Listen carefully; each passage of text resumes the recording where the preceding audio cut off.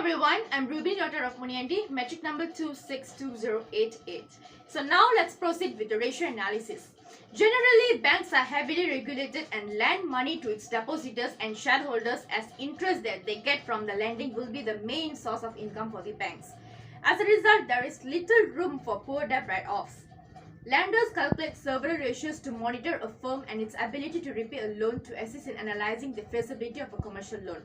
So, ratio analysis is a method for evaluating a company's operations using the balance sheet, income statement and statement of cash flows, and it is used by the lenders to quantitatively analyze and measure a business performance.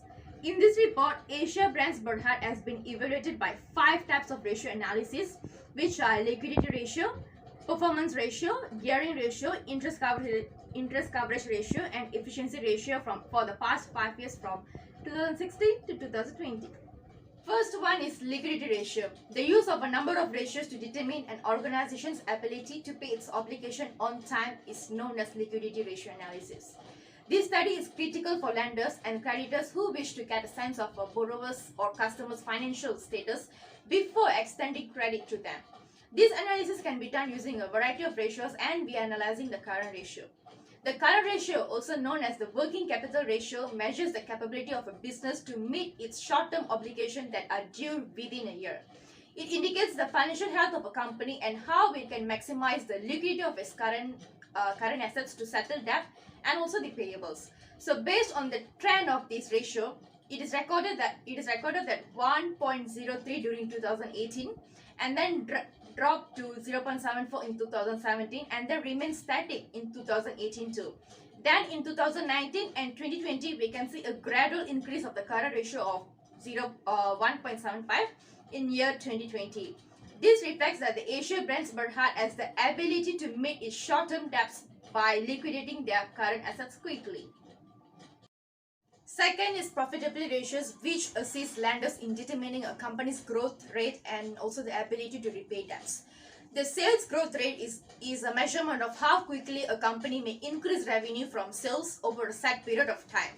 Unfortunately, the sales growth for the year 2016 to 2018 was not in a stable position and it recorded negative percentage. If this rate falls below that of previous period, it may indicate that the sales team needs to take different method to increase income. However, the company has managed to do well in the year 2019 and highest sales growth was recorded in 2022.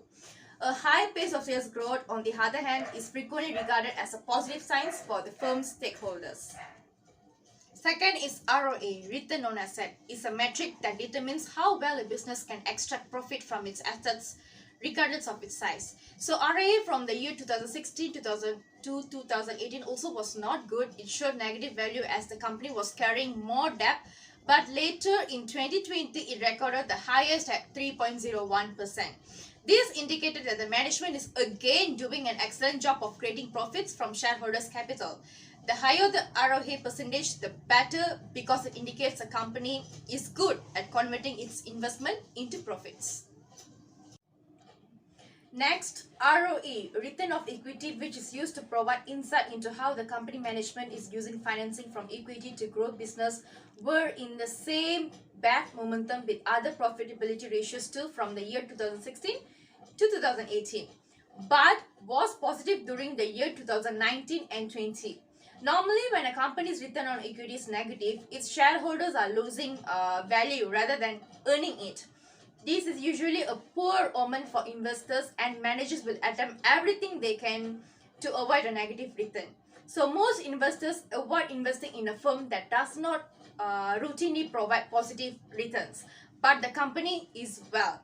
But if the company is well, the position for long-term growth, investors may ignore a negative return, and that's what had happened to Asia Brands Berhad during year 2019 and 2020, in which they recorded a positive value and they are able to sustain in this industry for long-term growth.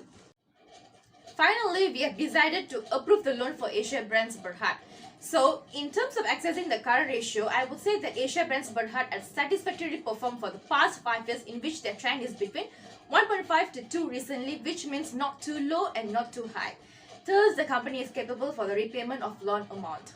Besides, even though Asia Brands Berhad was not doing well in terms of the profitability ratios from the year 2018 to 2020, as we saw it was negative, but later somehow they able to catch up and was returning to normal condition during the year 2019 and 2020. This depicts that the earning capacity of Asia Brands Berhad is high and will be sufficient for them to repay their loan amount to without any hassle. Thank you.